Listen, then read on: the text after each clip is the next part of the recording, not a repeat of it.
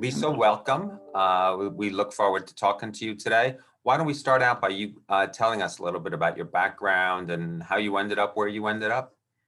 Sure. Thank you, both Mark and Neil, for having me here. I'm going into my 31st year at George Washington University. In 1991, I was asked to start the sports management program. And at that time, there were about 3 other, strong sports management programs.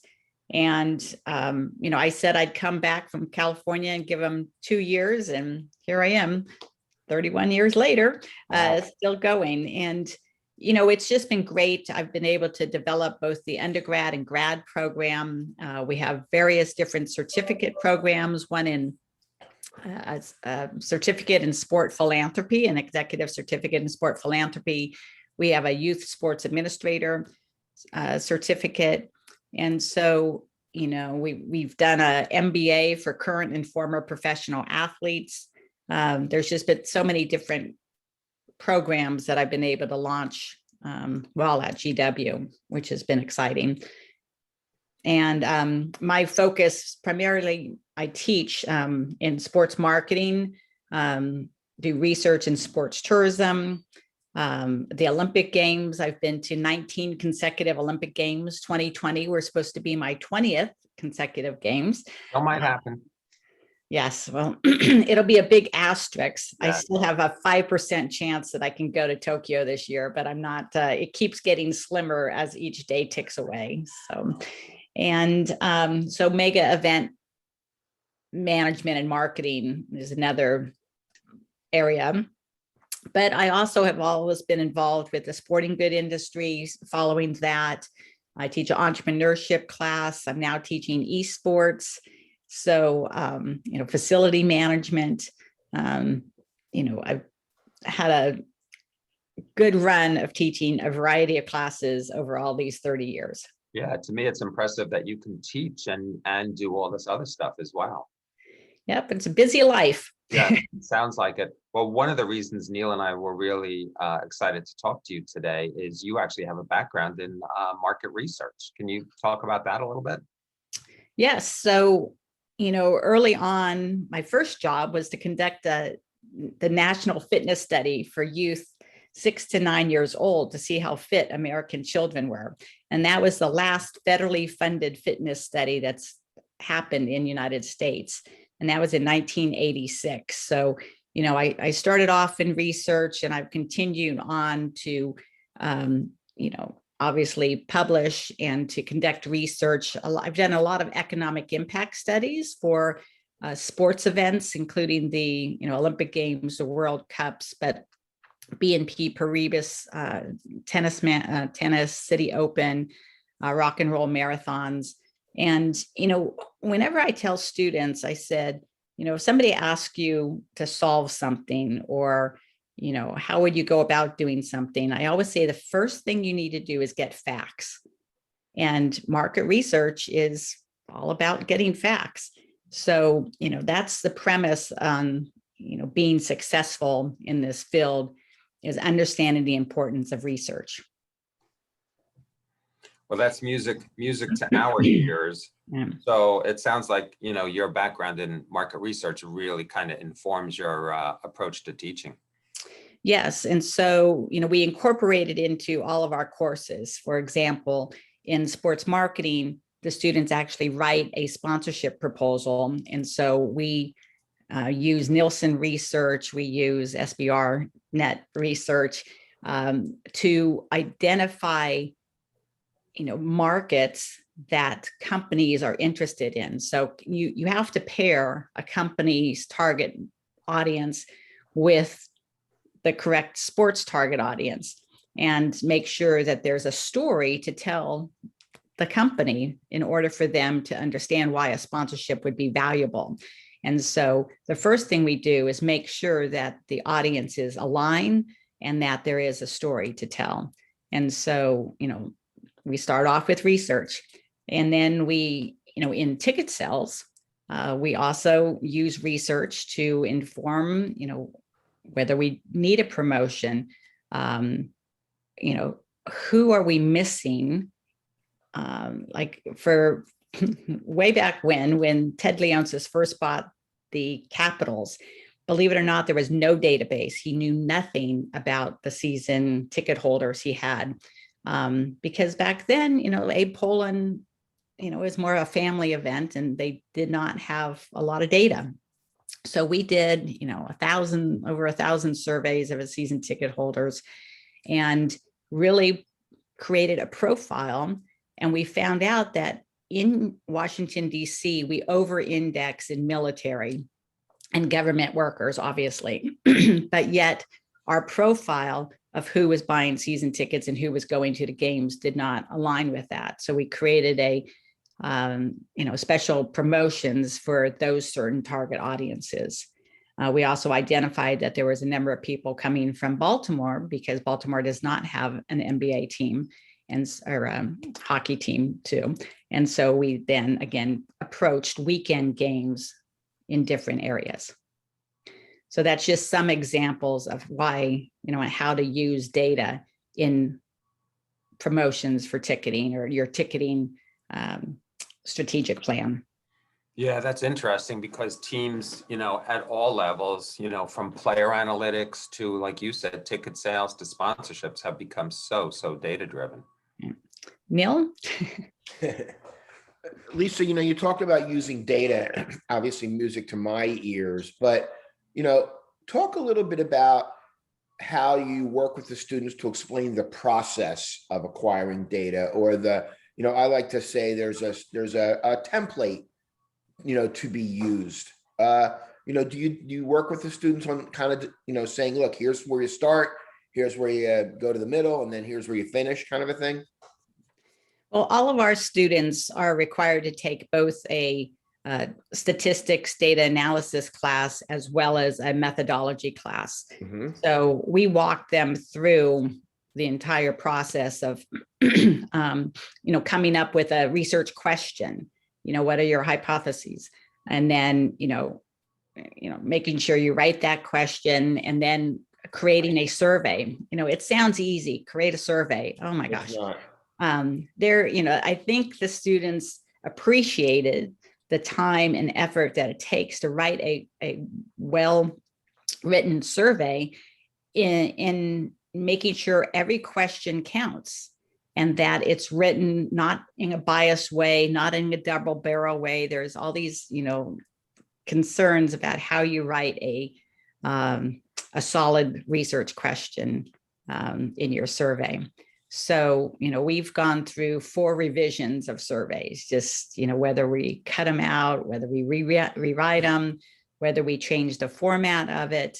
And, you don't want too many open-ended ones. You don't want, just yes, no, and what will you do with that yes, no? So, there's so many things to think about. And we spend an entire semester with a real client. So we put the students in groups. We have real clients. We had a sports gambling or sports betting client. We had sporting good manufacturer client this last semester. We had a new software product for NIL client. And the students went out and conducted true research and then presented that data back to the client. So we are very hands-on approach at George Washington University.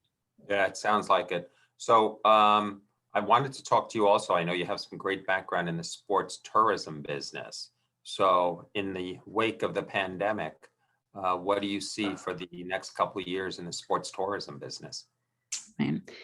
Well, there's fears that a lot of kids have taken themselves out of the youth sports market. But I can tell you, if you can just get them back in just for fun and just say, oh, come on out, play again. Kids love to play and parents like competition. I can tell you, I was so excited to get back into the stands with my friends and cheer. So I really think it's going to bounce back, and it's probably going to bounce back even stronger because these kids miss that social, everybody missed the social, whether it's the children as well as the parents. And so I really think that, it's going to rebound and be even stronger. It's going to take a while.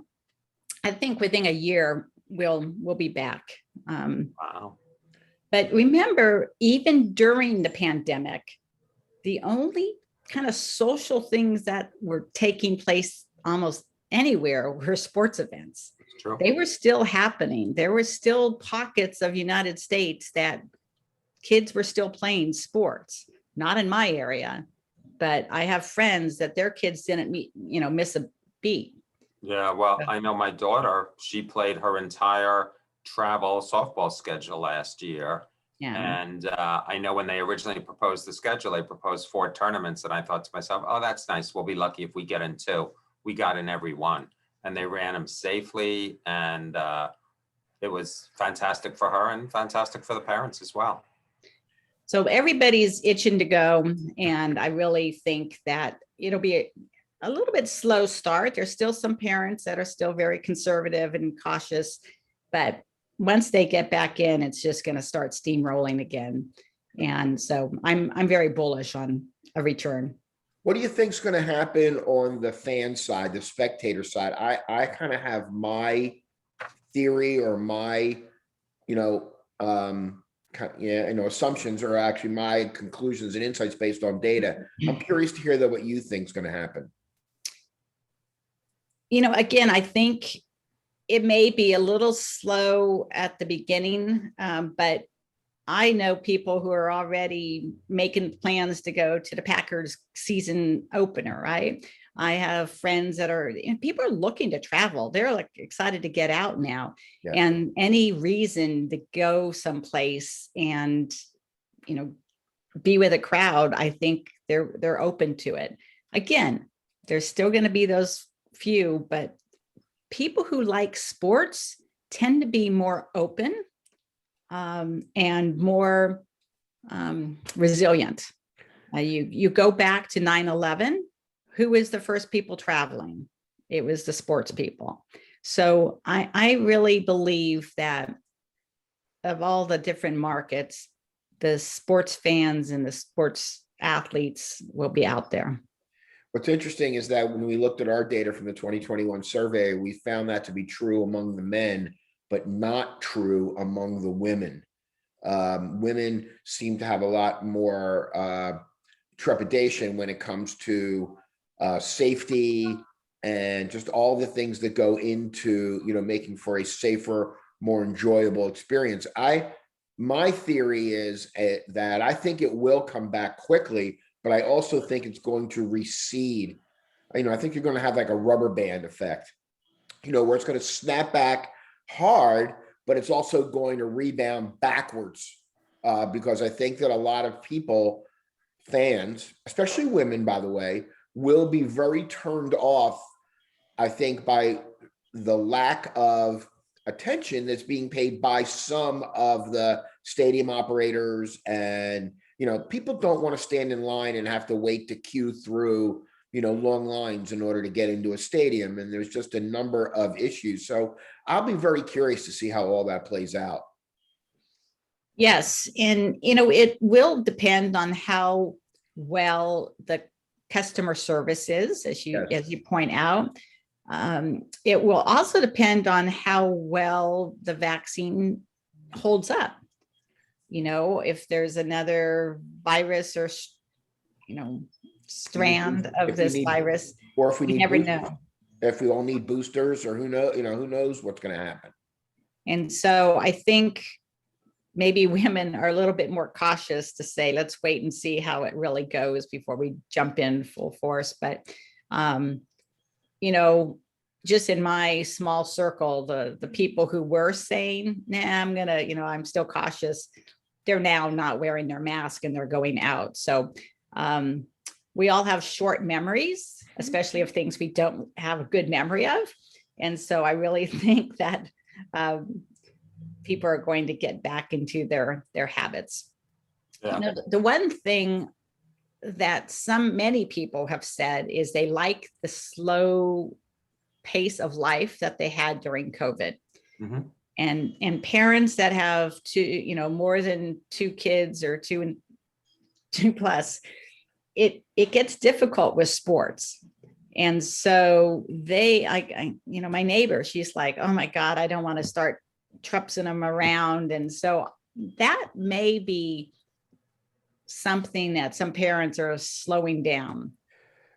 I think on the other side of that, Lisa, is that the working situation or the working environment that I think many people will be in, where they necessarily won't be going into the office every day of the week, I think might also create some opportunities for parents to be able to, take their kids to, practice on those days when they're home. I do think in some ways, look, I've seen studies both ways on this, but I do think in some ways that, we've been a time impoverished society for quite some time. I mean, it seems like, 24 hours just shrinks and shrinks and shrinks and shrinks.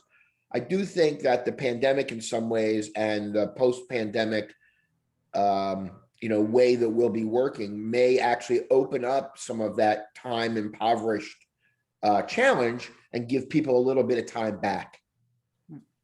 It's a good point about if somebody's working at home, they can take off and take their child to, a sports competition or a practice more easily than if they were, 30 minutes away. I do think employers are going to find that people working from home may not be as productive as they were during their pandemic, because there's a lot more distractions. That's interesting. When we're not in a lockdown. That's interesting. And so, although they're saying right now, yeah, sure, let's keep it going, I'm waiting to see if they start pulling people back based upon production. Sure. Yeah, that's an interesting point. Well, two last questions. We started to talk a little bit about facilities, and I know you also have some experience with the greening of different sports facilities. Mm-hmm. So I wanted to get your thoughts on that. Yeah, about 10 years ago, the NCAA, the Olympics, all these organizations started adding sustainability into their bid documents. And, to the extent that it's the most important criteria, it's not. But it's great that they've started adding verbiage and some requirements, or at least asking, what are you doing in terms of making, reducing your footprint of this event? And how are you, trying to be more sustainable? So there's, some hosts that are doing great. There's more and more venues that are getting, LEED certified, silver or gold certified, and really incorporating. For the older venues, it's a little bit more difficult, but during renovations, I know, our Smith Center went under a renovation, and we now are LEED certified. So I really do believe that is the trend, and it's an important trend. Your customers are, your clients are thinking about it. The athletes are thinking about it. Your sponsors are thinking about it. So, the facility operator should be thinking about it too. Yeah, that's a good point.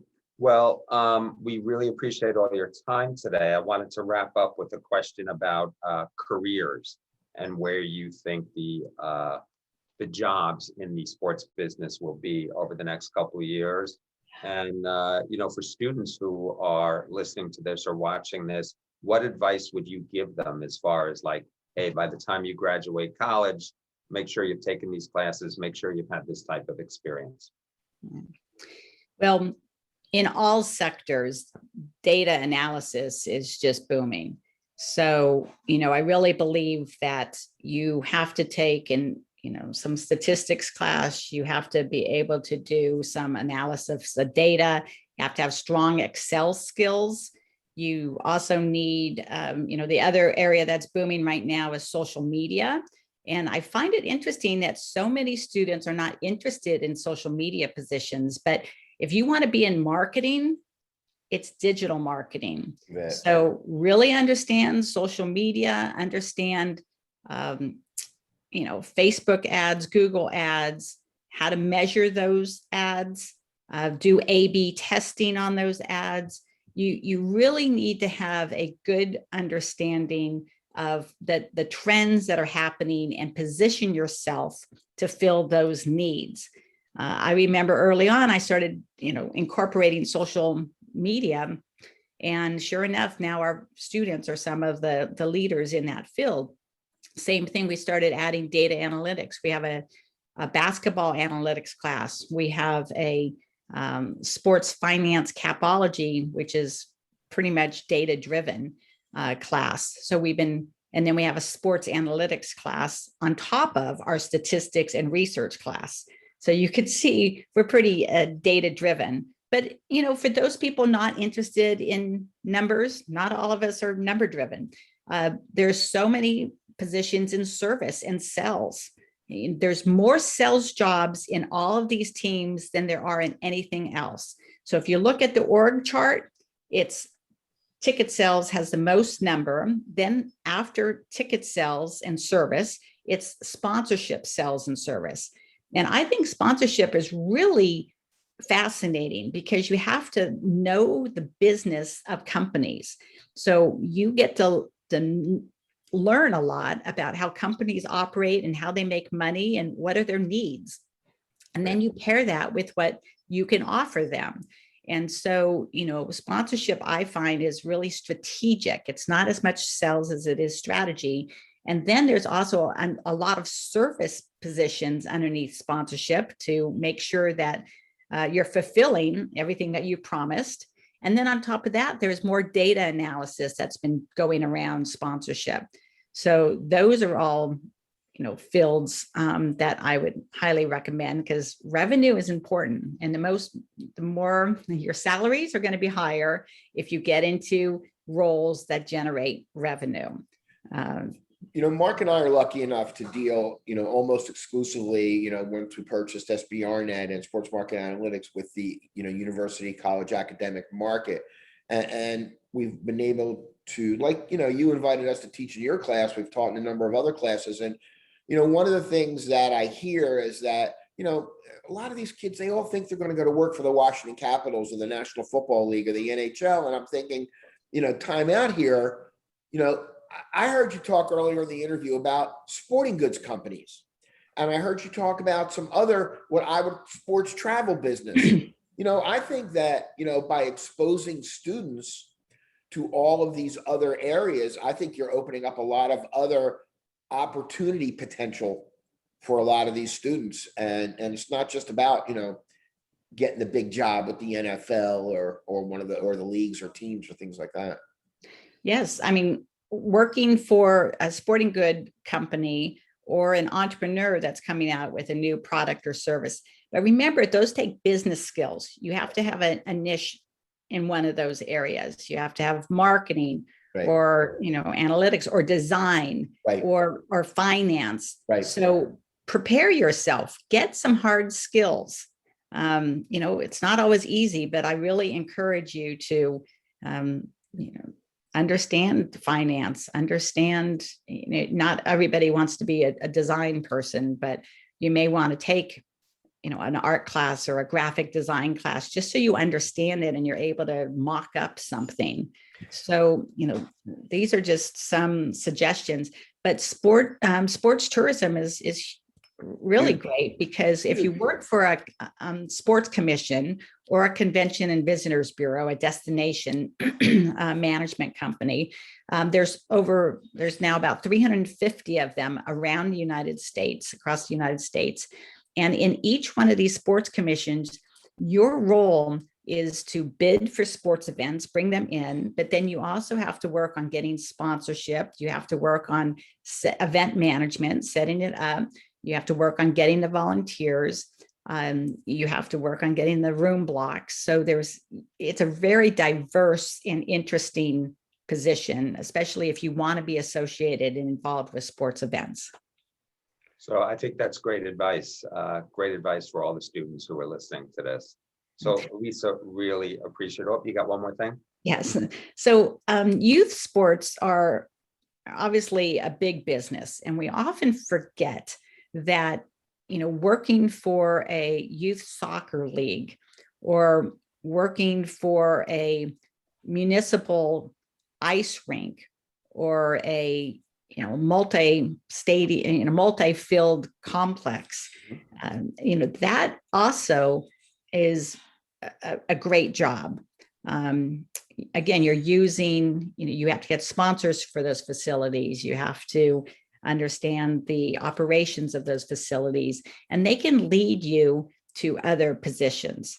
So, don't always shoot to go right into the big leagues. Minor leagues, youth sports, nonprofit organizations that offer sports are also very valuable to your skill sets.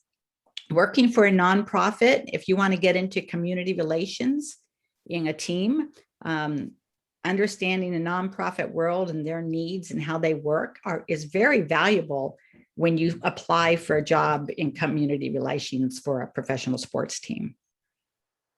Yeah, I mean, I think the one thing you mentioned about hard skills and also these, other positions, whether it's sports travel, youth league, facility management, bringing events to facility. I mean, there are so many jobs that I think just kind of go I don't want to word unfilled, but unnoticed by, I think, a lot of college students, because again, they get all googly eyed over, hey, I want to work for the Washington Capitals or the NHL or the NBA, and, forgetting that there are steps that get you there. Yep. I mean, people don't come out and be the president of, a large company. You're right. By just,